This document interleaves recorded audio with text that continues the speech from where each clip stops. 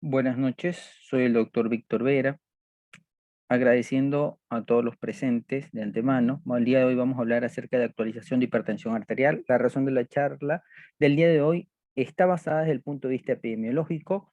Primero, la hipertensión es un importante problema de salud público con una prevalencia mundial del 35 al 40%, cuyo porcentaje en personas mayores de 60 años está por arriba del 60%, y a pesar de todas las medidas preventivas, esta estadística no cambia. Cada hora mueren de 12 a 15 personas a causa de enfermedad cardiovascular relacionada a la hipertensión arterial, sobre todo sistólica. Uno de cada tres adultos sufre de hipertensión, uno de cada tres adultos con hipertensión desconoce su enfermedad, y uno de cada tres adultos que se está tratando por hipertensión arterial no logra mantener su presión bajo 140/90, que es el objetivo. Y esto en gran medida se debe a la pobre intervención que reciben no farmacológica y farmacológica. Ya sabemos que la hipertensión arterial es la medida que se le da a la fuerza ejercida de la sangre contra las paredes de las arterias, a medida que el corazón bombea sangre al cuerpo. ¿Qué es la hipertensión arterial? Es el valor que está por encima del corte normal de presión arterial, que ya sabemos que es 120/80. Desde 1950 se utilizan o se han venido adaptando definiciones con diferentes valores. En 1950 se decía que la hipertensión arterial era cuando un paciente tenía mayor o igual a 180/100 milímetros de mercurio. A 1970 se consideró que la hipertensión en un paciente se daba con cifras mayores o iguales a 160/95 milímetros de mercurio. Y desde 1985 hasta la actualidad, las diversas guías, ensayos clínicos aleatorizados determinan que un paciente es hipertenso con cifras mayores o iguales a 140/90 milímetros de mercurio. La hipertensión arterial es la patología con mayor prevalencia en el mundo. Es prevenible, es tratable, no ha variado en los últimos 40 años, a pesar de que su mortalidad se ha reducido de un 80 al 10% gracias a los fármacos antihipertensivos. Es el trastorno más común en la atención primaria. El tratamiento se ha convertido en una piedra angular de la práctica clínica.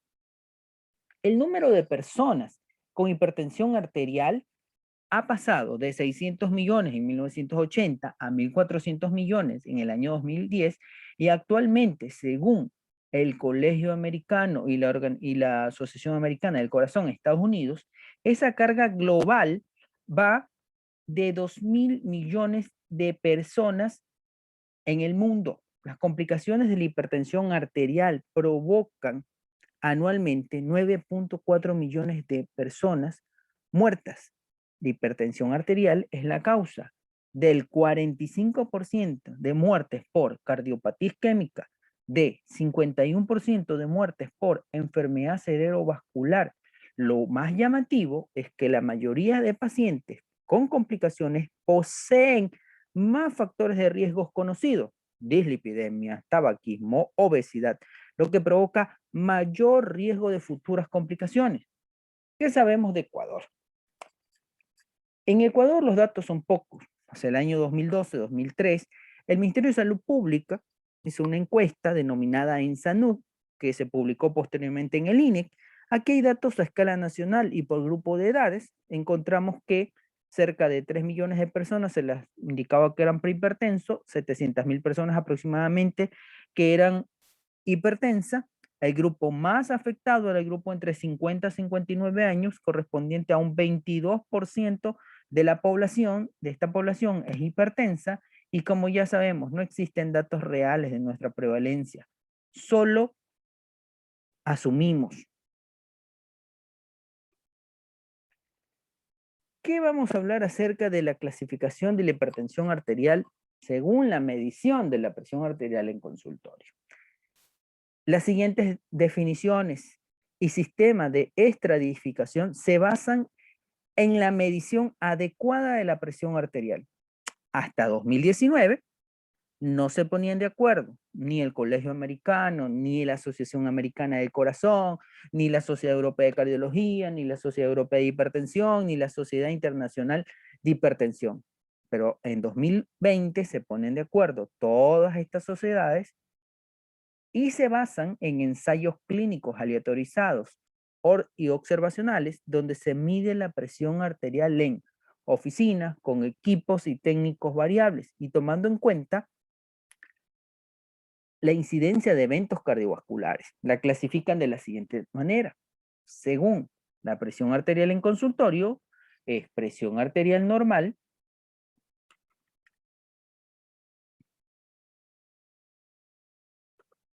presión arterial normal es cuando el paciente tiene menos de 130 milímetros de mercurio la sistólica y menos 85 milímetros de mercurio la diastólica. Presión arterial normal alta, 330 y 139 de sistólica. Presión arterial normal alta diastólica entre 85 y 89. Hipertensión grado 1. Presión arterial sistólica entre 140 y 159. Hipertensión grado 1 diastólica entre 90 y 99. Hipertensión grado 2, mayor o igual a 160 la sistólica y mayor o igual a 100 la diastólica. Y así, hay muchos ejemplos más. Por ejemplo, las guías NICE, que son el Instituto Nacional para la Excelencia en Salud en Atención, definen la hipertensión arterial con presión arterial mayor o igual a 140/90.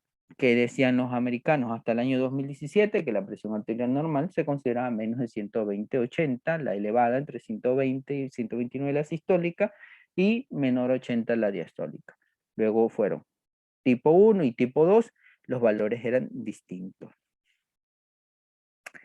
¿Qué sabemos acerca de lo que es criterios de hipertensión arterial basados en la toma en consulta, monitoreo ambulatorio en mapa y automedicación de la presión arterial a domicilio?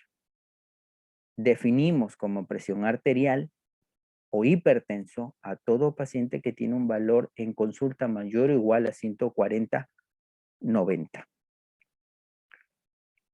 En mapa definimos hipertensión arterial cuando tenemos un paciente en un promedio de 24 horas mayor o igual a 130/80. Y en medición ambulatoria cuando tenemos un paciente mayor o igual a 135/85. Pero estas definiciones basadas en lecturas ambulatorias y domicilio, tenemos que cogerlas con pinzas. ¿Por qué? Porque el diagnóstico de la hipertensión arterial requiere generalmente de esto, de mapa. Las mediciones de rutina en el entorno clínico son con fines de detección, pero no son con fines diagnósticos. Eso es lo que te dicen las guías. Toda persona mayor de 18 años debe ser evaluado adecuadamente. Un adulto con presión arterial normal debe reevaluarse su presión arterial cada año.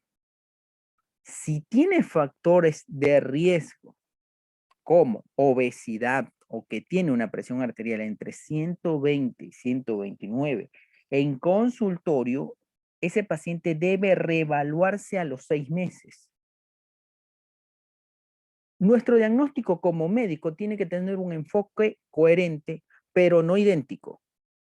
Se puede hacer un diagnóstico sin lecturas de confirmación adicionales en qué tipo de pacientes que me llegan a mí y yo digo este paciente es hipertenso en la consulta o en la emergencia. El paciente que tenga una urgencia o una emergencia hipertensiva con presiones arteriales sistólicas mayor o igual a 180 y presión arterial diastólica mayor o igual a 120. Paciente que presente una presión arterial inicial mayor o igual a 160 la sistólica, mayor o igual a 100 la diastólica y que tenga daño de órgano diana o de órgano conocido, como cuáles: hipertrofia ventricular izquierda, retinopatía hipertensiva o una enfermedad cardiovascular isquémica.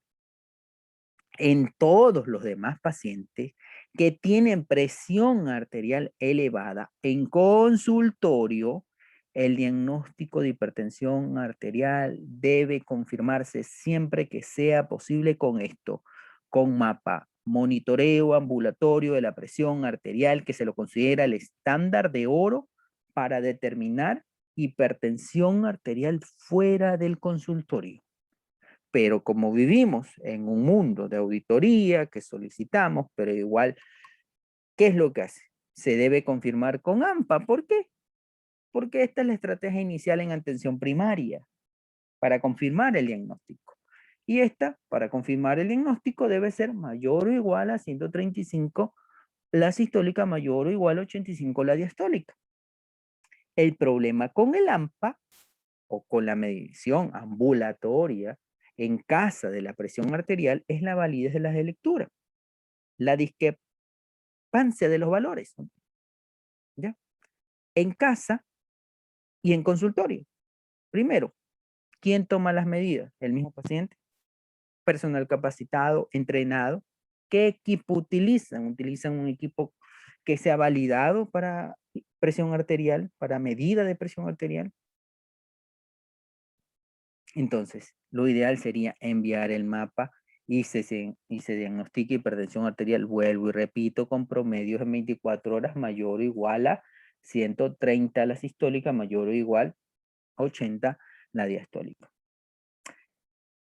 ¿Por qué digo esto? Porque aquí ocurre que en aquellos pacientes que en consultorio tienen una presión arterial mayor o igual a 130, la sistólica mayor o igual a 80, la diastólica, pero fuera del consultorio tienen menor de 130/80. A este paciente se lo debe considerar hipertenso de bata blanca. Y aquí el mapa debe reevaluar a este paciente y es más seguro que este paciente en un tiempo determinado me desarrolle hipertensión arterial. También existe el paciente con hipertensión enmascarada, que es es al revés. Es en aquellos que en el consultorio su presión arterial es menos de 130/80. Salen del consultorio y tienen presiones arteriales mayores o iguales a 130/80. Estos pacientes con hipertensión enmascarada deberían recibir tratamiento, pero para eso deben estudiárselos ¿con qué? Con el mapa. ¿El mapa qué es lo que hace? Me mide la presión arterial durante 24 a 48 horas, cada 15 minutos en el día, cada 30 a 60 minutos durante el sueño. Me saca un promedio global, 24 horas, un promedio diurno y un promedio nocturno. Ustedes miran para qué sirven esos promedios. Ya lo diremos más adelante. El mapa es poco utilizado en nuestro medio por muchos factores, como ello falta de conocimiento sobre su utilidad, el gasto que genera al Estado o al paciente y la falta en ocasiones de reembolso por los seguros médicos, por el desconocimiento. El mapa es ideal porque no requiere distracciones o restricciones en el paciente durante su actividad. No hay que cuidarse de la dieta en ese momento, del ejercicio, que toma café o no, ¿ya? Que el exceso de cigarrillos, no. Lo que sí está claro entre el mapa y el AMPA es que me proporciona un valor pronóstico mayor estas medidas que la tomada en consultorio. Pero de los dos, el mapa es mejor, porque tiene un valor pronóstico independiente, que es la medida de la presión arterial nocturna, que por sí solo es un indicador pronóstico superior de enfermedad cardiovascular futura en pacientes que tienen hipertensión arterial resistente. En estos pacientes que yo mido ya la presión nocturna, yo voy a poder evaluar algo que se conoce como la inmersión nocturna, es decir, la disminución proporcional durante la noche de la presión arterial en comparación con la presión arterial del día. Aquí vamos a conocer lo que se llama Dipper y no Dipper. Normalmente en la noche la presión arterial sistólica debe disminuir entre el 10 al 20%. A eso conocemos como Dipper, disminución. En aquellos que ese porcentaje no ocurre y tienen una disminución de menos del 10% de la sistólica, a esos pacientes tienen mayor riesgo de evento cardiovascular fatal futuro y no fatal también, como daño renal, cardíaco, cerebral. Y en estos pacientes es importante la intervención farmacológica. Y estos son los pacientes llamados pacientes no DIPER, porque no disminuye la presión arterial sistólica en la noche más allá del 10%, disminuye menos del 10%. ¿Cuáles son las indicaciones del mapa como tal? Primero, hipertensión de bata blanca, hipertensión enmascarada. Determinar la efectividad de la terapia antihipertensiva. Aunque en nuestro medio, con esta también podemos determinar la efectividad antihipertensiva, con el AMPA. Porque los médicos de atención primaria debemos fomentar al paciente a que se tome la presión a diario, durante 2 veces al día, en la mañana, en la tarde, en la mañana y en la noche, como indica la Asociación Americana del Corazón. ¿Ya? ¿Para qué? Para de esa manera yo tener controlado a mi paciente y saber que tengo el objetivo de hipertensión arterial, disminuir la presión arterial objetivo, ¿ya? Y que mi medicamento está haciendo bien. ¿En qué mes más yo envío? Obviamente, en confirmar que la presión arterial no está controlada, en hipertensión arterial resistente, ¿ya? Para confirmar que la presión arterial elevada en consultorio, ¿en quiénes? En mujeres embarazadas, cuando hay sospecha de hipertensión gestacional, o preeclampsia en aquellos pacientes que tienen síntomas de hipotensión al tomar medicamentos antihipertensivos. Ahí yo envío. Ahora, ¿qué pasa con el AMPA? El AMPA lo enviamos. ¿Cómo debe ser diagnosticarse a estos pacientes? Cuando yo envío de 3 a 7 días la monitorización en la mañana antes de tomar la medicación y otra medición por la tarde. La Colegio Americano te dice también por la noche. ¿Ya? De esa manera yo le doy al paciente, ¿sabe qué? Tómese la presión en la mañana, minutos después de levantarse, en la noche antes de la cena o antes de acostarse, relajado, ¿ya? 2 mediciones después de 5 minutos de reposo se debe hacer. 2 mediciones después de 5 minutos de reposo.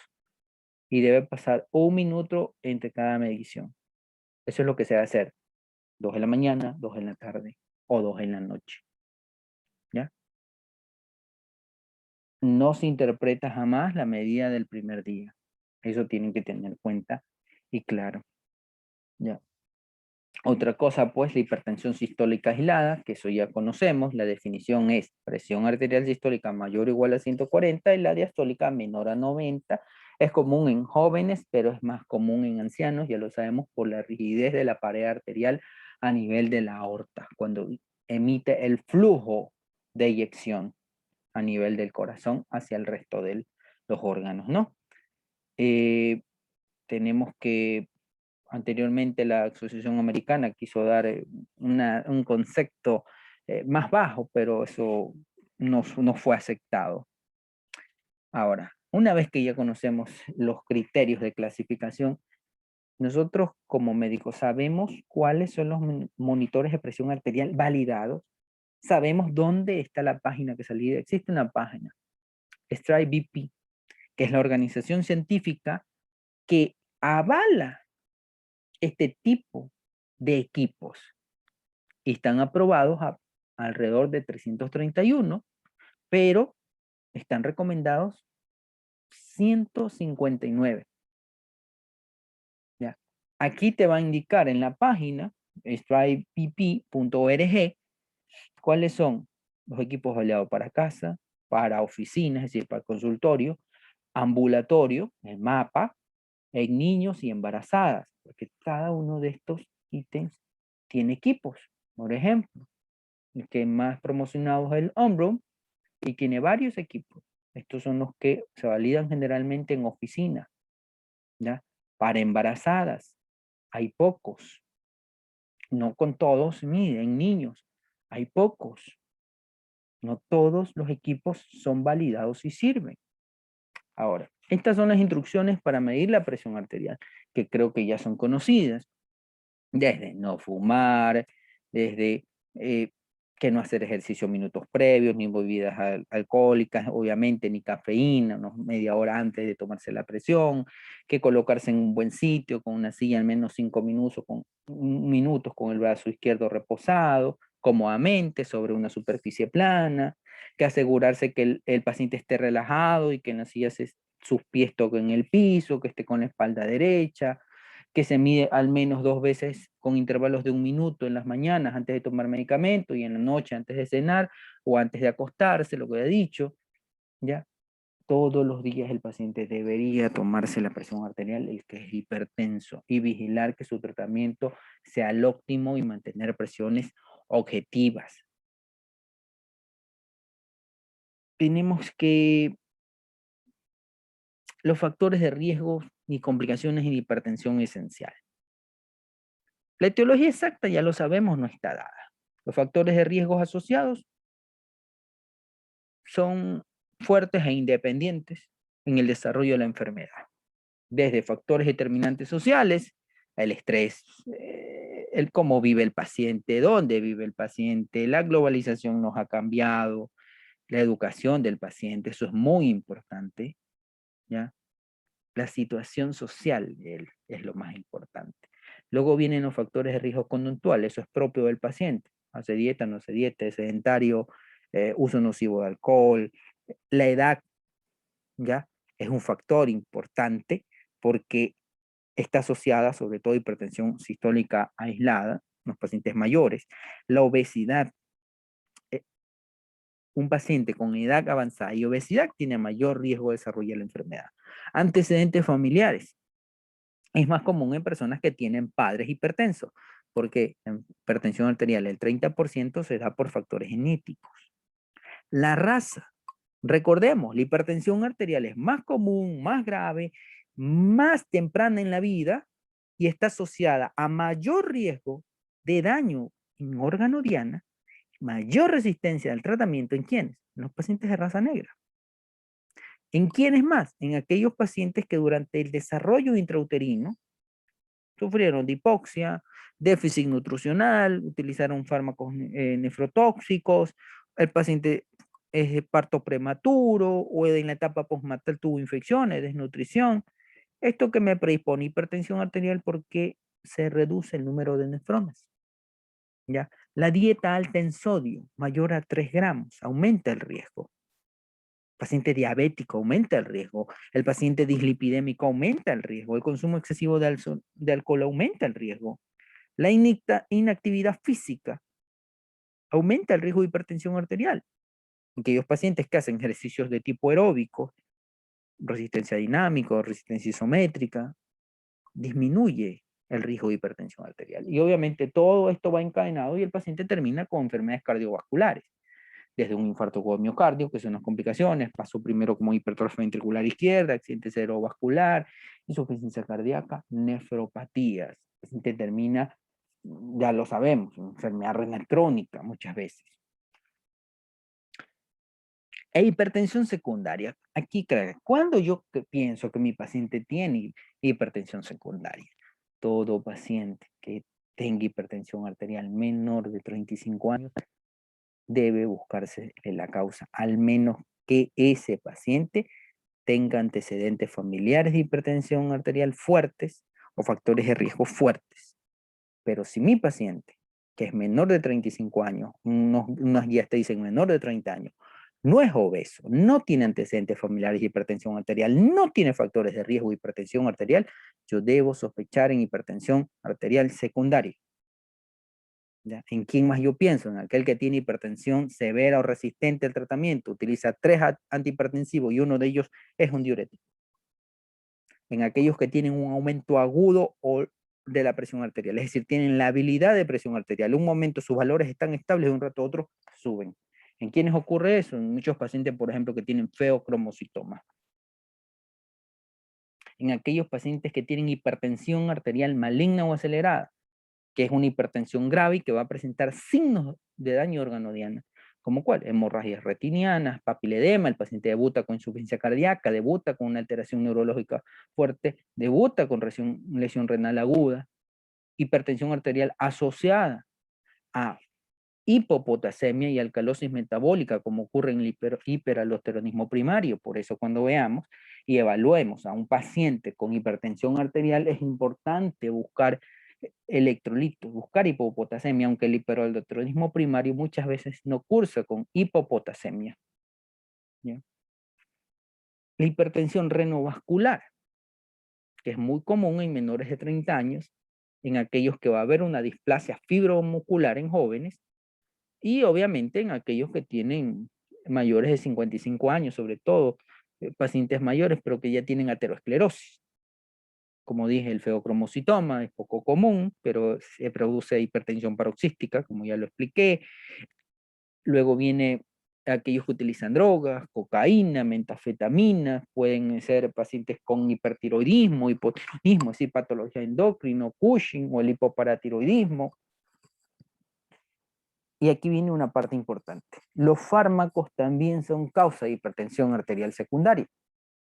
Tenemos desde las mujeres que consumen ya anticonceptivos orales, particularmente aquellos que contienen altas dosis de estrógeno, pacientes que utilizan AINES de manera crónica, pacientes que utilizan corticosteroides, sean glucocorticoides o mineralocorticoides, antidepresivos tricíclicos, ya sea o inhibidores de la serotonina, o inhibidores de la monoaminooxidasa, descongestionantes, ¿ya? Como la fenilafrina o la pseudoefedrina en consumos excesivos, estimulantes como anfetaminas o metilfenidato, antipsicóticos atípicos como la clozapina o la olanzapina, inhibidores de la angiogénesis en ciertas patologías inmunológicas como el bevacizumab, o inhibidores de la tirosina quinasa en ciertas patologías hematológicas o en cáncer hepático, como son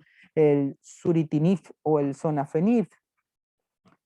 En todo esto yo pienso en hipertensión secundaria. Esta clasificación ya es conocida, dada, es esencial o primaria en el 90 al 95% de los casos, secundaria en el 5 al 10% de los casos, se divide también en estable e inestable. Estable, está bien el paciente, inestable las crisis, es urgencia o emergencia, que este capítulo lo veremos pues en la próxima charla. Luego viene la evaluación, la valoración de mi paciente. Lo primero que yo debo ver es la extensión del daño a órgano diana si lo hubiera. Desde una presencia de una enfermedad cerebrovascular, un daño cardíaco, una enfermedad renal establecida, ¿ya? Que mi paciente tenga presencia o ausencia de factores de riesgo, factores del estilo de vida que cambien a mi paciente, sustancias potencialmente interferentes, es decir, fármacos. Todo esto se basa en una buena historia clínica y ver factores precipitantes o agravantes, duración de la hipertensión arterial, los tratamientos previos que tuvo mi paciente, evaluar al examen físico los signos de daño. Sería ideal contar con un fundoscopio, pero es infrautilizado, pero debe evaluarse la retina, encontrar retinopatía. Y aquí nos pregunta el examen físico, ¿cuál es la hipertensión que se palpa? ¿Cuál es la hipertensión que se oculta? Todo eso debemos evaluar, ¿ya? La que se oculta, ¿ya? Si es estenosis de la arteria renal, la que se palpa, por ejemplo, coartación de la aorta, pulpos, presiones arteriales diferenciales en las extremidades. Luego yo debo pedirle a mi paciente, pues obviamente, pruebas de laboratorio, siempre comenzando con biometría, electrolitos, función renal para valorar la tasa de filtrado con creatinina, glucosa, un uroanálisis, biometría, hormonas tiroides deberían ser de cajón, TSH y FT4, perfil lipídico, un electrocardiograma, y debo calcular el riesgo cardiovascular, que en la charla anterior pues ya lo vimos. Las pruebas adicionales se piden de acuerdo a cómo yo encuentro a mi paciente. Eso yo pido para valorar hipertensión secundaria. Tratamiento no farmacológico. Recuerden que la modificación del estilo de vida en todos los pacientes con presión arterial elevada o hipertensión arterial es fundamental. No todos los pacientes con diagnóstico de hipertensión arterial requieren tratamiento farmacológico, pero estos estudios que han implicado esto son débiles, porque algunos pacientes, por más que tengan hipertensión arterial grado 1 o normal elevada, ya requieren tratamiento farmacológico.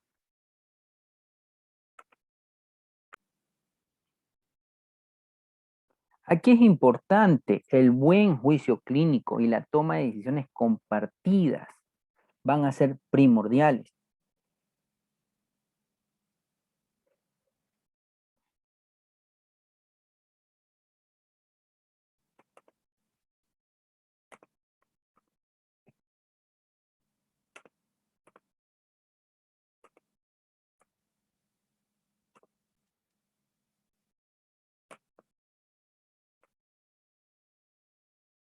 Tenemos que ya los cambios en el estilo de vida y el efecto sobre la presión arterial son abordados desde hace mucho tiempo. Dentro de los más importantes tenemos la restricción de sal en la dieta. Reducir la ingesta a cifras por debajo de 6 gramos de sal, más o menos disminuye entre 2 a 8 miligramos de mercurio la presión arterial. Todos los ensayos clínicos aleatorizados demuestran que el impacto de la reducción de sal en la dieta se da tanto en hipertensos y no hipertensos. Y esto es mejor o mayor en pacientes con raza negra, diabéticos y con enfermedad renal crónica.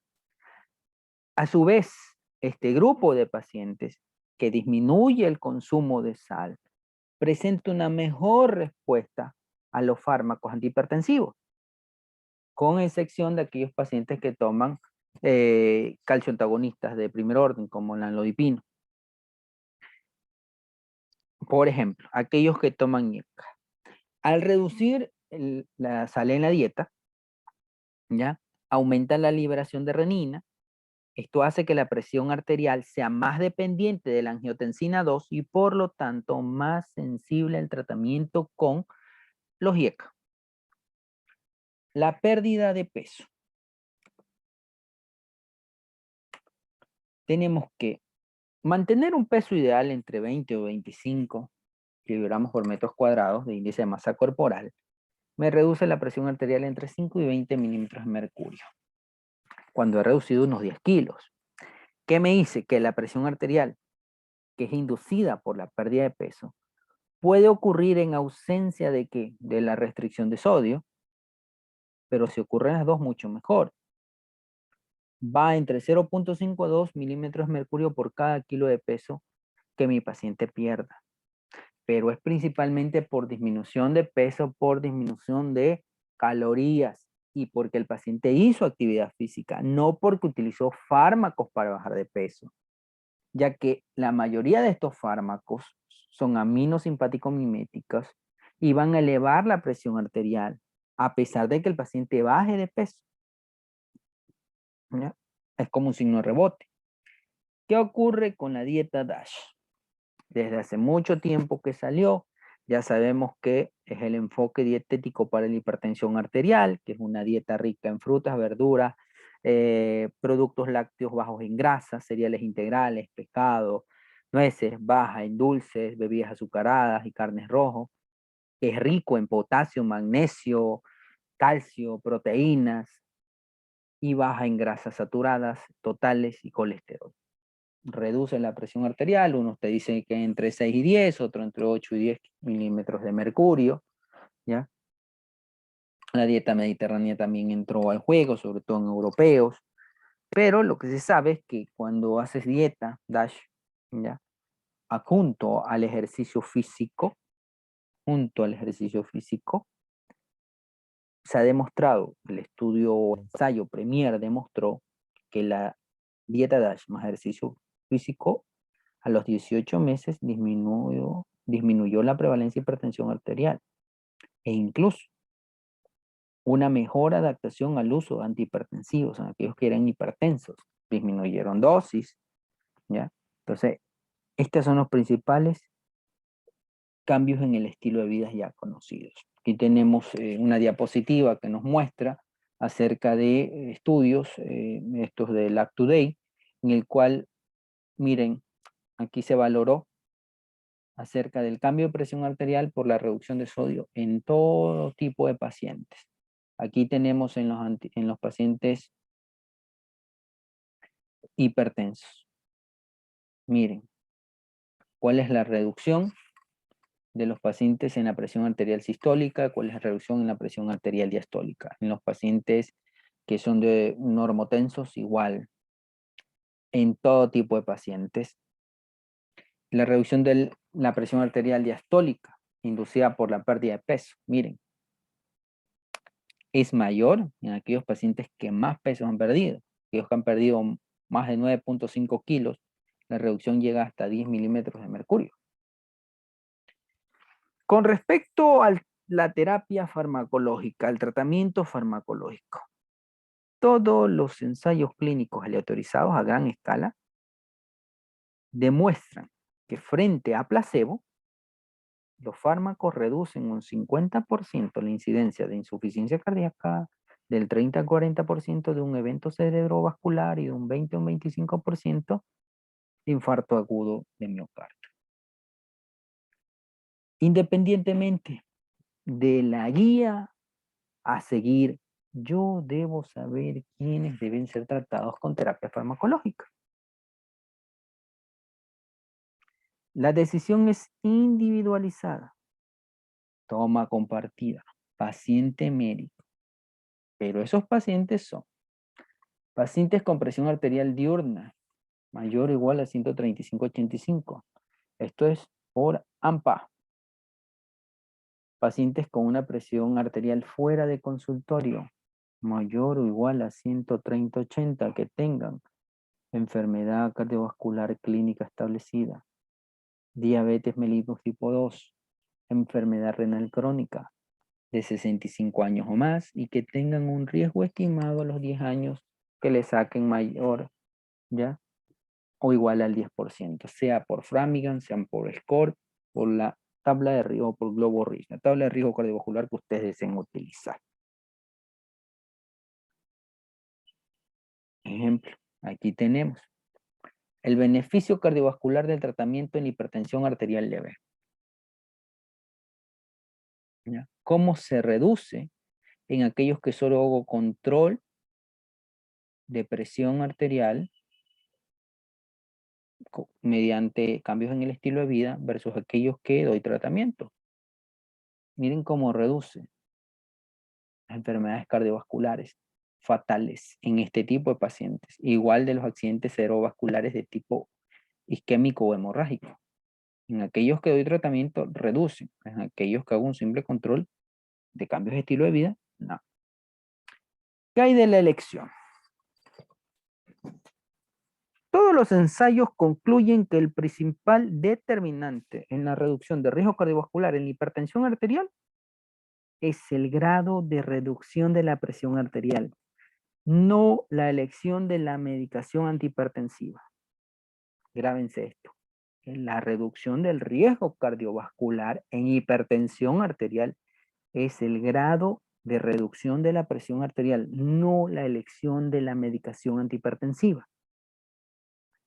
Todas las recomendaciones para el uso de los fármacos de primera línea o de la clase específica antihipertensivo se basan en pruebas o ensayos clínicos aleatorizados, randomizados, controlados, que me disminuyen riesgo cardiovascular, que me miden eficacia, que me miden seguridad y tolerabilidad para reducir la presión arterial. Dependientemente del que usted utilice o del que se guíe, si es la JNS8, si es la del Colegio Americano de 2017, si es la última, la Sociedad Internacional de Hipertensión en 2020, la mayoría de hipertensos necesitan más de un medicamento para alcanzar la presión arterial objetivo. Las recomendaciones de terapia inicial se eligen entre 4 clases de fármacos, que creo ya los conocemos hasta el cansancio, que son ARA 2, OIECA, calcio antagonistas de acción prolongada, sobre todo dihidropiridínicos, diurético tipo tiazida o similar a la tiazida.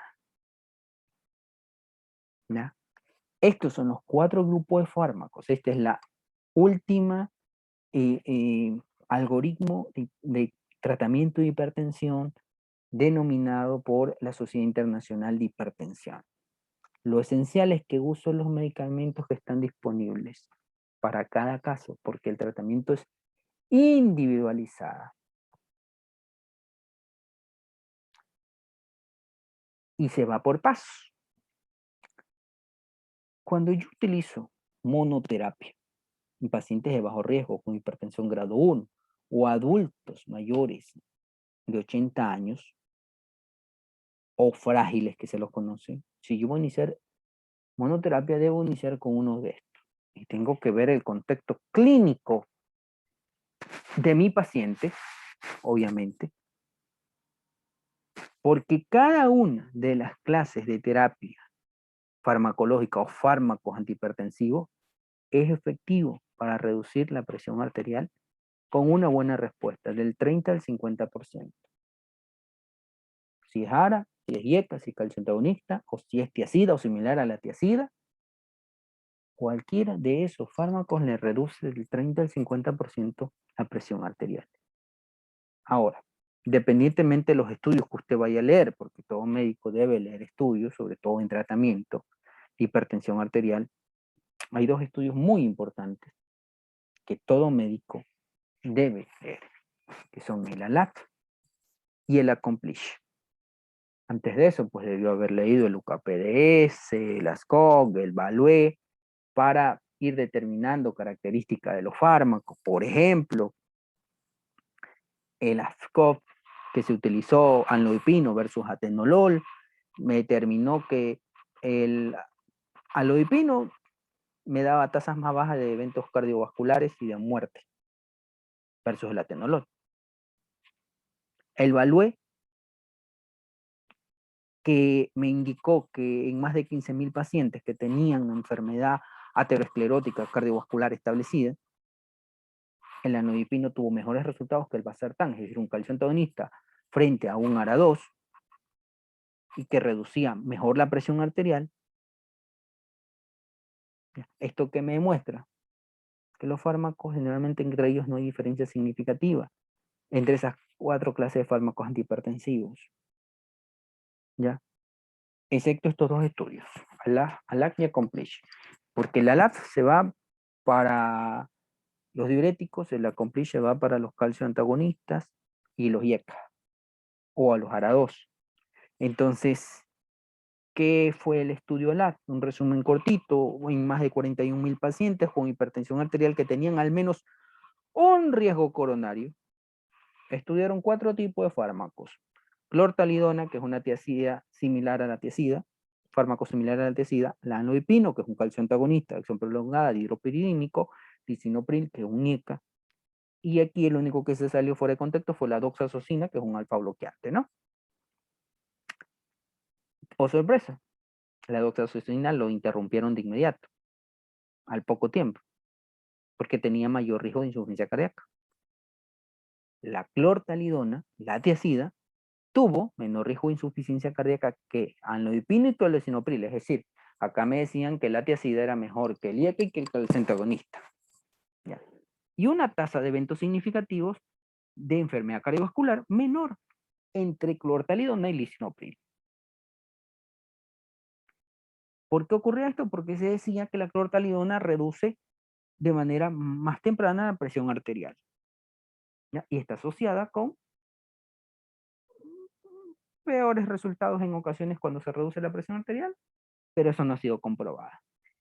Pero aquí hay algo importante. Este estudio, bajo ese estudio, tomaron la tutela de que las tiazidas eran mejores. Sí, pero hay que saber que las tiazidas son tiazidas y similares a las tiazidas. Y la tiazida como tal, la hidroclorotiazida, no es mejor que la clortalidona y que la indapamida. ¿Ya? Porque la clortalidona y la indapamida, que son similares a las tiazidas, son más potentes que la hidroclorotiazida. usándola incluso a dosis similares. ¿Reducen la presión arterial de la misma manera? Sí. Lo que sí ocurre es que la clortalidona y indapamida a dosis más altas tienen mayores efectos adversos de tipo metabólico. Disminuyen potasio, incrementan el ácido úrico y producen intolerancia a la glucosa a mayor dosis. Entonces, luego apareció el Accomplish por el año 2008, porque el ALAF es del 2003, 2004. Y hasta la vez son estudios que tienen evidencia de peso. El Accomplish, que es el estudio que ya dije que comparó IECA y calcio antagonista versus tiazidas, comparó diferentes regímenes de combinación en pacientes hipertensos que requerían 2 fármacos. Esto es importante. En casi 12,000 pacientes que tenían un alto riesgo de enfermedad cardiovascular y que a pesar del tratamiento que venían recibiendo de manera previa, el 97% de esos pacientes tenían una presión arterial promedio entre 145 y 80. ¿Qué fue lo que hicieron? Dieron benacepril 20 miligramos día, amlodipino 5 miligramos día o hidroclorotiazida 12,5 miligramos día. Dividieron los brazos.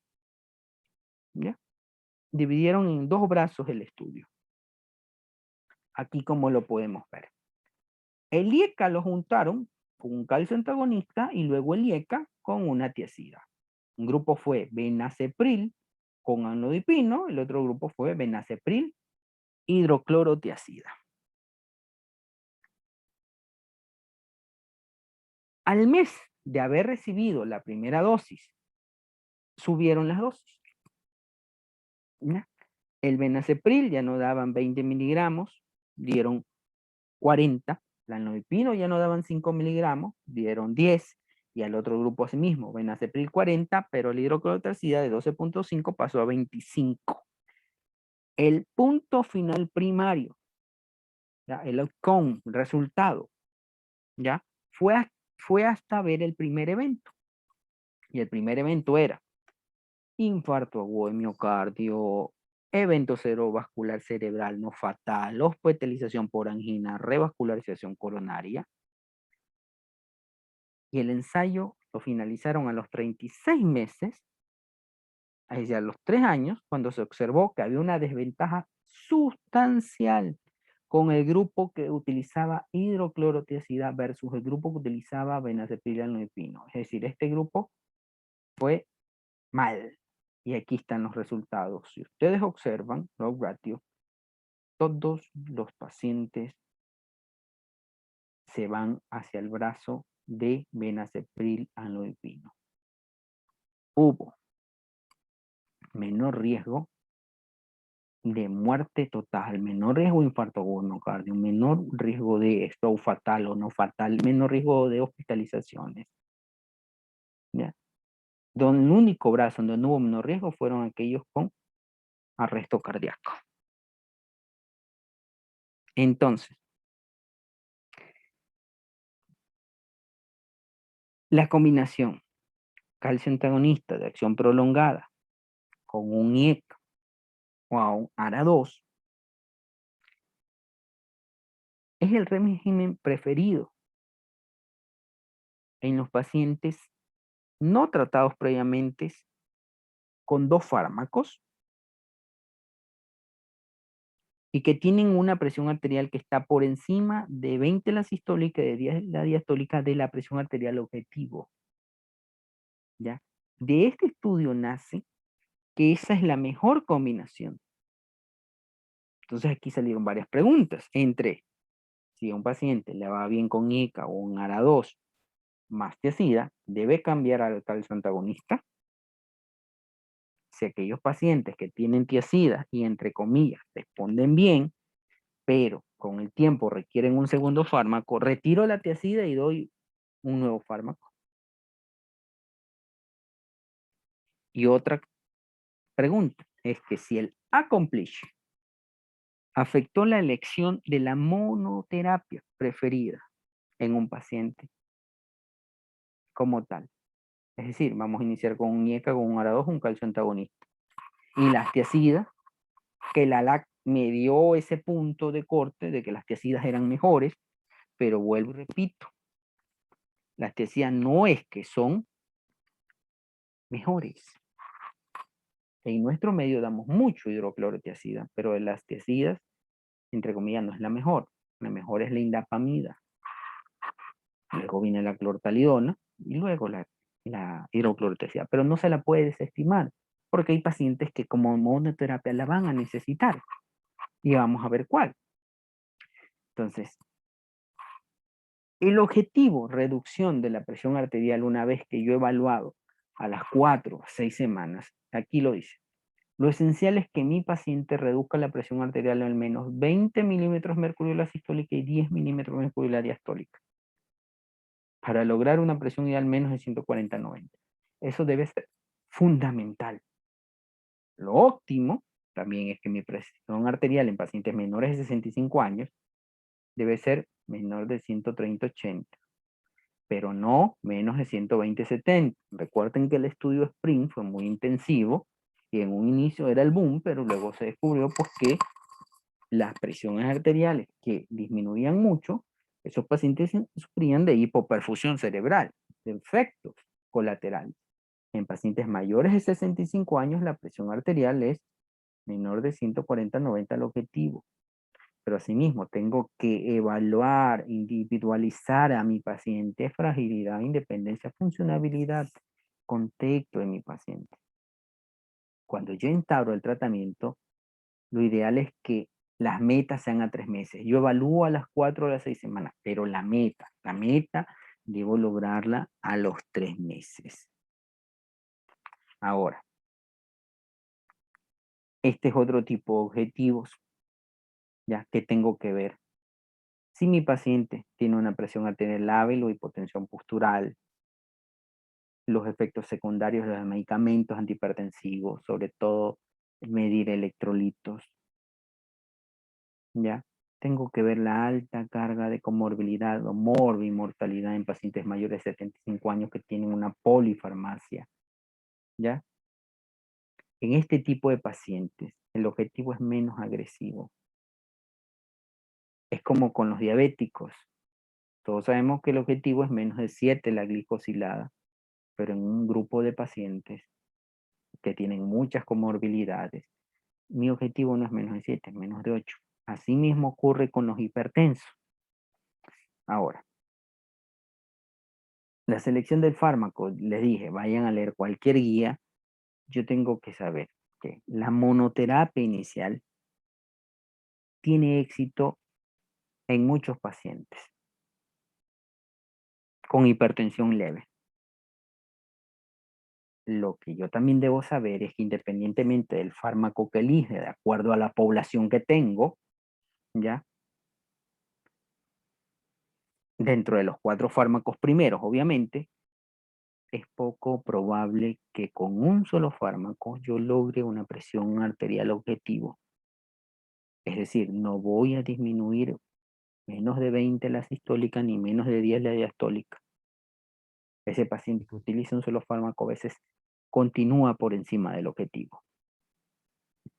Yo tengo que valorar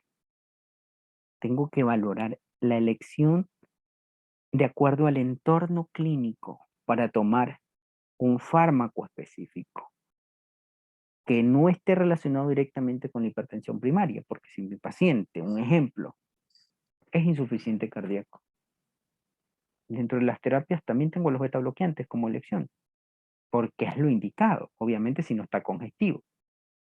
Tengo diuréticos, y aquí sí puedo dar diurético de asa, pero no por la hipertensión, el fármaco lo estoy dando por la complicación cardíaca como tal, pero de elección son los IECA, son los ARA2, y los antagonistas de la aldosterona, en aquellos pacientes con fracción de eyección menor a 35, pues yo tengo que dar el tratamiento óptimo en la insuficiencia cardíaca, que es un IECA, un beta bloqueante, y es un antagonista de la aldosterona.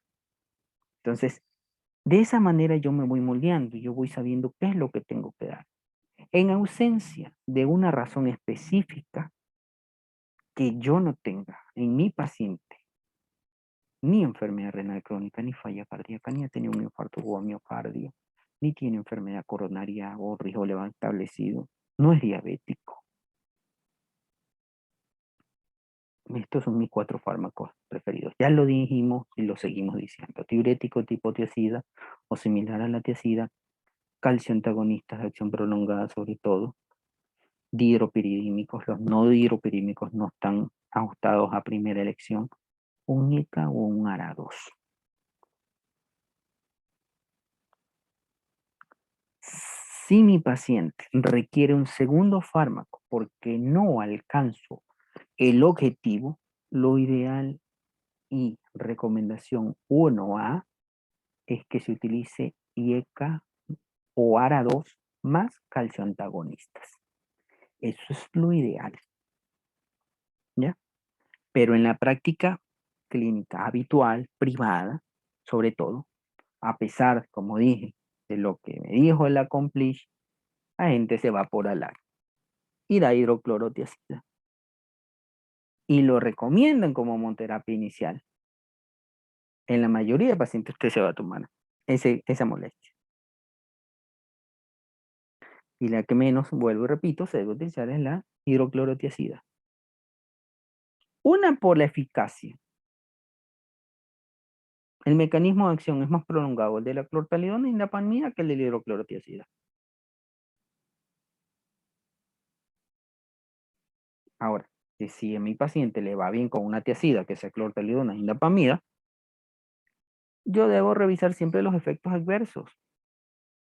Y entre la indapamida y la clortalidona, la indapamida es mejor. Tiene menos efectos adversos que la clortalidona. En los pacientes más jóvenes, menores de 50 años, generalmente responden bien a los IECA o a los ARA2. O incluso a un beta bloqueante, ¿ya? Pero sobre todo cuando lo utilizo en monoterapia inicial, cuando mi paciente tiene patologías cardíacas, una arritmia cardíaca, ¿ya? En pacientes que tuvieron un stroke y son menores de 50 años, no están condicionados los beta bloqueantes, ¿ya? Porque se ha comprobado que los beta bloqueantes tienen menor protección frente al riesgo de stroke o de eventos cardiovasculares cerebrales. En los pacientes de raza negra y adultos mayores de 60 años, primero responden mejor a esto sí, a una tiazida y a esto, a un calcio antagonista. Ya saben que son monorrinémicos la mayoría. Sin embargo, si yo tengo un paciente mayor de 60 años o de raza negra que tiene indicación específica de IECA o ARA2, debo darlo. ¿En quiénes? Insuficiencia cardíaca, infarto agudo del miocardio, en enfermedad renal proteinúrica. Recuerden que estos pacientes ya se utiliza el ARA2 y IECA como antiproteinúrico. En ausencia de estos tres, de enfermedad renal, infarto agudo del miocardio y falla cardíaca, es preferible dar tiazida o beta bloqueante de acción prolongada. Antes, la JNC8, hace 2014, te decía que antes de dar monoterapia secuencial, es decir, antes de agregar un segundo fármaco, debías utilizar la dosis máxima del medicamento. ¿Ya? Es decir, si yo comenzaba con enalapril 5 miligramos, tenía que dar dosis máxima de 20 miligramos en hipertensión arterial. O de los sartán, que aquí me dice 100 miligramos, pero se puede dar hasta 150. Pero se sabe que actualmente, que si mi paciente no responde a dosis moderada, es mejor agregar otro fármaco. Y vuelvo y repito, cada uno de estos fármacos, que ven aquí, reduce la presión arterial entre 30 y 50% en hipertensión leve.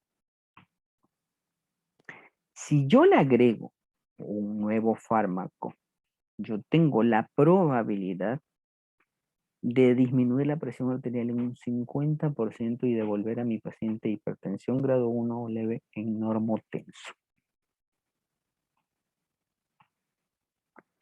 La respuesta de la monoterapia en los pacientes con presión arterial elevada debe evaluarse a las 4 o 6 semanas. Si hay respuesta inadecuada, aumento por lo menos una dosis. Ejemplo, en abril de 5 paso a 10.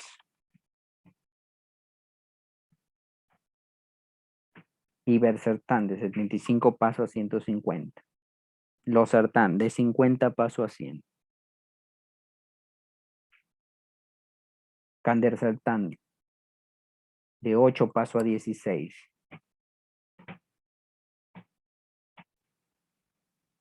Y yo vuelvo a valorar la respuesta hipertensiva a las 4 o 6 semanas. Pero si el paciente no ha mejorado, yo ya no voy a aumentar la dosis. Porque a medida que aumento la dosis, la respuesta antihipertensiva se atenúa. Y a medida que aumento la dosis de uno de estos fármacos, lo que voy a hacer es exponer a mi paciente, ¿ya?, a efectos secundarios. ¿Excepto con cuáles? Con los IECA y ARA2 en función normal. Obviamente, si tienen función anormal, van a incrementar los riesgos de trastornos electrolíticos, sobre todo, con el potasio, ¿no? Y el IECA a dosis más fuerte también trae su molestia, que tiene que ver con la bradicinina, la tos, que no es tolerable muchas veces. En conclusión, lo que les quiero decir es que el uso de dosis más altas de estos fármacos puede producir menor respuesta y mayor toxicidad. Lo recomendable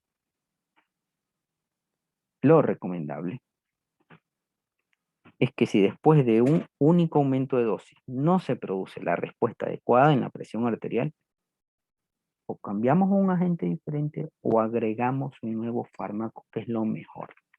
Y lo mejor es que el tratamiento combinado, cuando lo damos, sea en una sola pastilla, por múltiples situaciones que tienen que ver con la adherencia del fármaco al paciente. Ahora, cuando nosotros damos terapia combinada, también tenemos que medir riesgo. Uno de los riesgos es la hipotensión ortostática, sobre todo en pacientes diabéticos o adultos mayores. ¿Ya? ¿Por qué? Porque este tipo de pacientes yo pues tengo que ver si no hacen hipotensión ortostática en decúbito supino, en bipedestación. ¿Cómo valoro yo eso? A los 2 minutos de mi paciente estar de pie, si mi paciente presenta signos de hipoperfusión cerebral, mareo, si mi paciente tiene una caída de la presión arterial sistólica de 20 milímetros de mercurio o de la presión arterial diastólica una caída de 10 milímetros de mercurio, yo valoro. Porque a ese paciente yo no le puedo iniciar un tratamiento combinado a dosis alta, tengo que iniciar a dosis baja. ¿Ya? Nuevamente repito, el Accomplish me dice que la mejor elección está en combinación está entre IECA o ARA2 más beta bloqueantes. Pero si mi paciente tiene una indicación específica, yo debo dar el tratamiento. Por ejemplo, en ciertos pacientes que necesitan alfa agonistas, como son, ¿ya? Yo debo darlo. Entonces, yo tengo que ver si mi paciente tiene una cardiopatía. Vuelvo a repetir lo mismo. Debo dar el que mejor vaya adaptado a su parte clínica. Si mi paciente ya necesita terapia triple, yo debo iniciar. Lo mejor es un IECA, un calcio antagonista, más una tiazida. Eso es lo ideal en terapia triple. Otra cosa que antes me olvidé, si mi paciente yo confirmo que es nodíper, es decir, no disminuye la presión arterial sistólica en la noche menos del 10% en relación a la nocturna, ¿ya? ¿Qué es lo que yo debo hacer? Yo debo agregar un segundo fármaco. Y ese segundo fármaco debe recibirlo en la noche y es preferible darlo a la hora de acostarse. Me va a reducir un 50% presencia de un ictus, de un infarto de miocardio o de una muerte cardiovascular segura.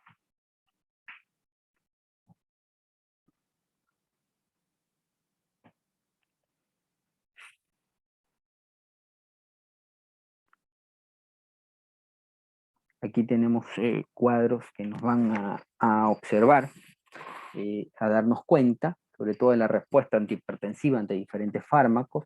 Por ejemplo, en personas de raza blanca, miren, van muy bien los beta-bloqueantes, los IECA y los ARA, y los tiazidas no tanto.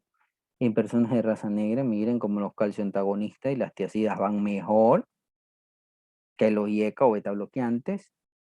La elección de la terapia monoterapia no predice el resultado, como ya lo dijimos en antes, sea la que elija, obviamente de acuerdo al estado clínico va mejor, pero lo que corresponde a disminución de insuficiencia cardíaca, sí, como por ejemplo en antevimos en el estudio de la LAF, perdón, en ASCOP, la anloipino va mejor que otras en ese contexto. Y mayor riesgo de accidente cerebrovascular ya ocurre sobre todo en este caso con lisinopril, con clortaliona y enloipino. Y la dependencia de los efectos secundarios en tiazidas, como ya antes dije, a mayor dosis, miren, de tiazidas, mayor los efectos secundarios. Hipocalemia, hiperuricemia. Ahora, ¿qué sabemos de hipertensión arterial como tal resistente? Cuando yo no controlo a mi paciente, la meta, la adhesión de un régimen apropiado, es decir, mi paciente requiere 3 fármacos y uno de ellos es un diurético, ¿ya? Yo tengo que ver si el paciente está con una hipertensión resistente o no. Y ahí yo tengo que investigar, ya lo dijimos antes, hipertensión secundaria. Cuando requiere 4 fármacos se denomina hipertensión resistente controlada.